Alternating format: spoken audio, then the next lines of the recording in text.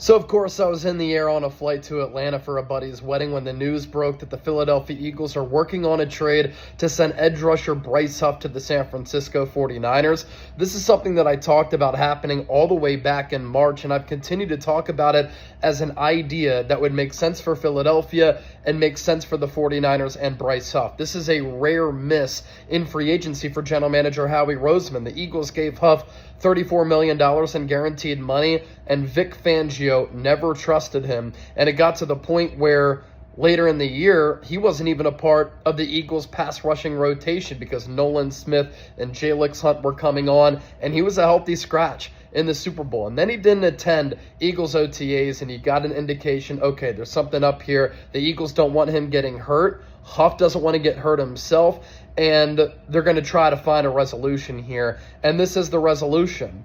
The Niners are giving up a mid-round pick. They already had double-digit picks going into the 2026 NFL Draft. And why I like this move for San Francisco is that Huff has a lot of familiarity with Robert Saleh. He had 67 pressures and 10 sacks in 2023 playing in the wide nine. Those pressure numbers ranked 15th among all pass rushers in the game at that edge spot 2 years ago, and the sack numbers ranked 22nd. He is not good against the run, but what the Niners are doing here, they are bringing him in as a pure pass rush specialist. That's where he thrived under Saleh with the Jets, and that's what the Niners are going to ask him to do. And for San Francisco, they needed a player who could get after the quarterback because they were thin as far as pass rushers. And with their NASCAR package, you can slide Mykel Williams to the inside. They took him with the 11th overall pick. He played a little bit of defensive tackle at Georgia.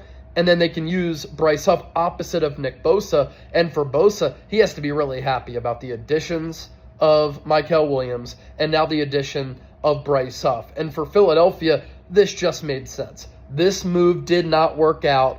They restructured his contract in a way where they don't have to eat a lot of dead money. All the Niners have to do is give him a little north of $7 million for this upcoming season. So for San Francisco, they don't give up a lot.